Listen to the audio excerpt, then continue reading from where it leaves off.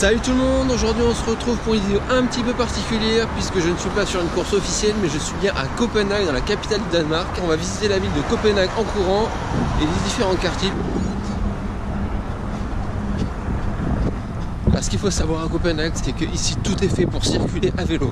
Des pistes cyclables sont aménagées qui font à peu près 3 mètres de large, alors que chez nous en France, elles font à peine 50 cm, c'est limite si on a la place de circuler en vélo. Pour vous dire, même quand il y a des travaux, il y a des pistes cyclables qui sont aménagées exprès. De plus, ce qu'il faut savoir, c'est que même les vélos de la ville sont composés de tablettes GPS, donc vraiment ici, tout est fait pour que vous puissiez circuler à vélo. Donc là, on va en profiter pour longer le canal de Copenhague qui s'appelle le Skidaren.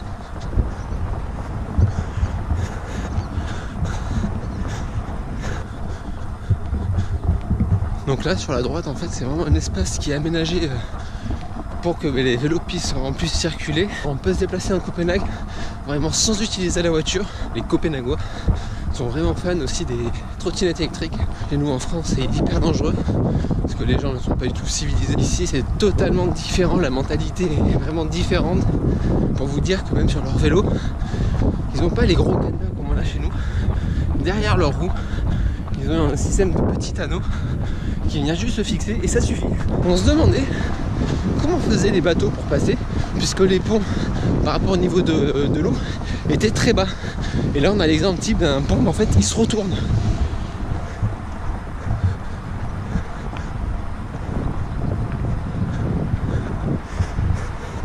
Vous avez du coup même les feux pour les vélos. Tous les feux sont respectés. C'est vrai que ça fait bizarre. Chez nous, même en vélo, on se dit le feu est rouge, regarde à droite, à gauche, il n'y a personne. Non, non. Ici, c'est vraiment un mode de transport à part entière. Je me demande s'ils n'ont même pas un permis aussi pour le vélo, un permis à points comme nous en France. Je vous parlais des feux tricolores aussi.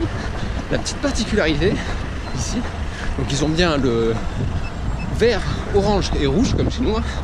Sauf que nous en France, il fait vert, orange, rouge. Il passe du rouge au vert. Ici, il fait bien le vert, orange, rouge. Il repasse au vert, il repasse aussi à l'orange.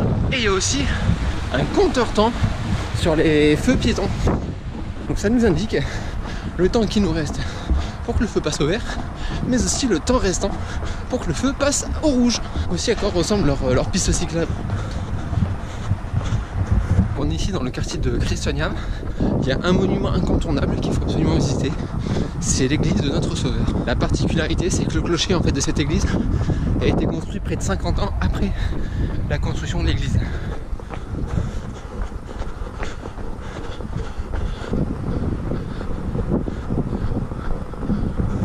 Et donc sur le clocher, on a pu voir une grosse boule en or. Et dessus, on a une statue du Christ de 3 mètres. Pour pouvoir y accéder, parce qu'on peut y accéder, il faut monter plus de 400 marches. Et c'est vraiment un nid à touristes. Pour pouvoir visiter rien que le clocher, il y avait peut-être 10 mètres de queue depuis le bas, sachant qu'en haut, on y monte petit pas par petit pas. Donc dès qu'on est en haut, il faut absolument profiter de la vue. Dans le quartier de Christiania, c'est une ville indépendante puisque dans les années 70, de jeunes hippies ont investi les lieux et se sont autoproclamés dans cette ville libre, donc c'est à dire qu'en fait elle n'obéit à aucune loi.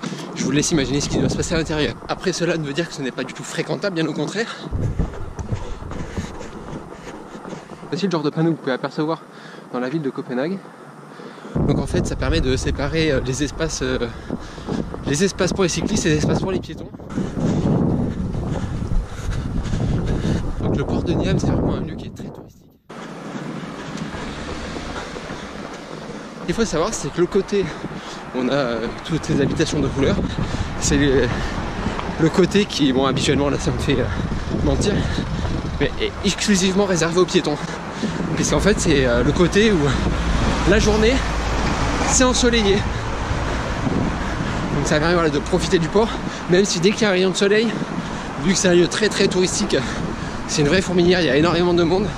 Pour trouver une place c'est très compliqué. Mais ça vaut le détour, c'est vraiment magnifique la journée.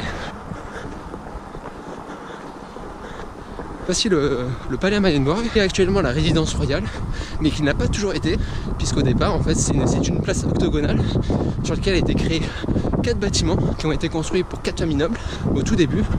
Le palais royal était celui de Christianborg, qu'on va voir un petit peu plus loin. Lors de l'incendie de celui-ci, la palais royal a investi le palais d'Amalienborg. Très intéressant aussi, c'est de venir sous les coups de midi, puisqu'on a la relève de la garde royale. Et c'est vraiment magnifique à faire, ça attire énormément de monde, c'est un peu comme le quartier de Nial. On a pu voir aussi des photos lors des cérémonies royales, avec la place qui est bondée de monde. On peut apercevoir, c'est l'opéra de Copenhague, pour pouvoir apercevoir les différents monuments et différents bâtiments qui sont sur le bord du canal. C'est vraiment très intéressant de faire le canal Copenhague Tour, parce que déjà on voit davantage, on a un peu plus de recul, mais non seulement on a les écouteurs, donc on a une visite guidée. Ce bâtiment là est surnommé le bâtiment aux yeux bleus, puisqu'on voit avec la réverbération du soleil sur les fenêtres, ça fait des couleurs bleues. C'est un bâtiment d'exportation et d'importation, c'est une des sociétés phares au Danemark. Bleu est aussi présent sur leur logo. En fait, le logo, c'est une étoile sur fond bleu, et l'étoile a 7 branches représentant en fait l'export du Danemark à travers les 7 mers. On passe au niveau d'un des lieux touristiques les plus prisés de Copenhague, puisqu'on passe juste à côté de la Petite Sirène. Donc la Petite Sirène est un conte créé par Hans Christian Andersen, donc originaire de Copenhague. Donc là c'est un privilège de faire ça, parce qu'habituellement c'est bondé de monde. Là on arrive au niveau du Castellet, qui est une ancienne citadelle.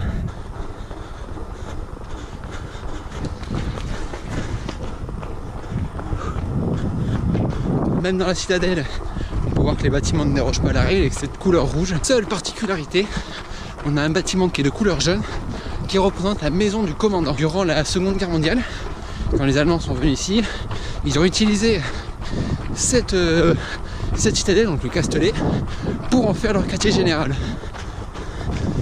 Au sein du Castellet, on peut trouver donc les bâtiments des officiers, mais du commandant. On a aussi un moulin à vent, une église et une prison. La particularité, c'est que la prison se trouve derrière l'église pour permettre aux prisonniers de pouvoir écouter la messe. La forme de la citadelle est en étoile, et tout au bord de la citadelle, on a un cours d'eau. Et je pense qu'avec des vues aériennes, ça va être magnifique. On a des voitures qui circulent, puisque en fait ce monument appartient au ministère de la Défense et accueille les services de renseignement de l'armée. Malgré qu'ils soient toujours en activité, il reste ouvert au public. Alors là on passe encore à côté d'un autre château. Il doit y avoir au moins 3 ou 4 châteaux dans Copenhague. Bon, un peu normal vu que c'est une monarchie. Et voici le Rosenborg Palace. C'est un château vraiment à visiter, célèbre pour ses jardins. En 5 jours c'est très compliqué de pouvoir visiter vraiment Copenhague et de profiter à fond. Ce dont je ne vous ai pas parlé, c'est le pass, qui permet d'accéder à une bonne partie des monuments, des sites touristiques, à moins une bonne centaine au répertoire. Donc de manière à profiter, ça on va dire gratuitement. Même si ce pass, donc la Copenhague Card a un coût, vous pouvez acheter pour 1 journée, 2 journées, 3 journées, 4 journées, 5 journées. Après chez eux, ça se compte pas vraiment en journée mais plus en heures. Donc on a pris un pass de 120 heures et qui nous a coûté 133 € par personne. Donc oui, ça a un coût, mais c'est vite rentabilisé avec la multitude des monuments qu'on peut visiter. Donc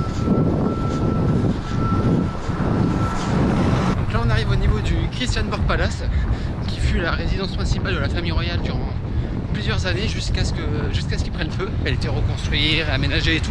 Actuellement c'est le siège du Parlement danois. Il reste quand même accessible, puisque vous pouvez visiter les cuisines royales, les anciennes cuisines royales, le hall de réception, les écuries, ainsi que les ruines du château.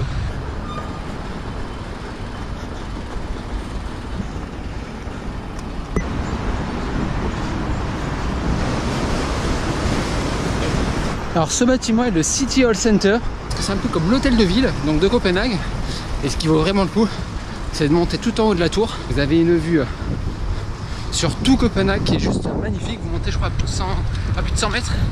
Et bon, par contre il y a des escaliers à monter, beaucoup d'escaliers, mais ça vaut vraiment le coup. La seule particularité, c'est que vous avez que 2 visites, donc à 11 h du matin et à 2 h de l'après-midi. Mais ça vaut vraiment le coup d'attendre et faire attention, parce qu'il y a des places limitées. Je crois que c'est 49 personnes, parce que dès qu'on arrive tout en haut, après c'est une structure donc pour monter qui est en bois, même si le reste c'est du marbre, de la pierre. C'est je pense pour ça qu'on peut pas accéder à plus de 50 personnes. un autre lieu incontournable, Tivoli, les jardins de Tivoli. Vraiment, ça vaut le coup d'y aller. Ça fait référence au jardin de Tivoli, mais de la ville en Italie, puisque le parc est juste magnifique, somptueux. Bien sûr, ça fait partie de la Copenhagen Card, donc par contre c'est un seul accès, et ça vaut vraiment le coup. Alors, c'est un des plus vieux parcs d'attractions. La légende dirait que Walt Disney est venu et s'en est inspiré pour créer le parc en Californie. On peut pas le vérifier. En tout cas, ce qui est sûr, c'est qu'il est vraiment venu dans les années 50. Et ce qui est encore plus surprenant, c'est que bah ouais, les allées ressemblent vraiment à Walt Disney, ou plutôt Walt Disney ressemble vraiment aux allées de Tivoli. Par contre, tout est payant à l'intérieur. Et il y a une attraction qui ressemble vraiment au monde des petits, vous savez. Vous avez aussi une petite rue à l'intérieur où il y a plein de petites boutiques et aussi à manger. Et ça ressemble vraiment à la rue dans Harry Potter, là où il va faire ses courses.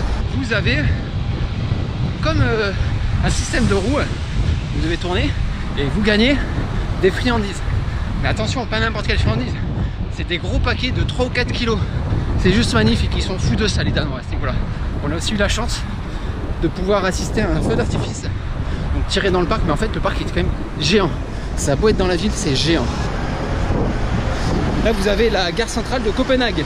C'est ici où on est arrivé sur notre premier jour, puisque vous avez un accès direct de l'aéroport jusqu'à la gare via métro et train. Un des petits avantages aussi de la ville de Copenhague, c'est qu'elle est quand même proche de la Suède. Grâce à un train, vous avez possibilité de rallier la ville de Malmö en Suède pour pouvoir profiter également d'un autre pays. Pour cela, vous prenez donc en gare centrale le train qui vous amène à Malmö et vous traversez le pont de l'Orstad. Alors je sais pas si c'est ça la prononciation, un pont qui fait 18 km à travers la mer, et vous arrivez directement au centre de Malmö et vous pouvez profiter de la ville suédoise. Et nous voilà arrivés, donc j'espère que cette petite escapade au sein de la ville de Copenhague vous aura plu. Moi je vous dis à très vite pour de nouvelles vidéos et peut-être aussi un nouveau Run Explorer. J'espère que celui-ci vous aura plu. Je vous laisse en compagnie de quelques vidéos de la ville de Copenhague pour profiter encore un peu plus de l'expérience. Et je vous dis à très vite. Ciao ciao!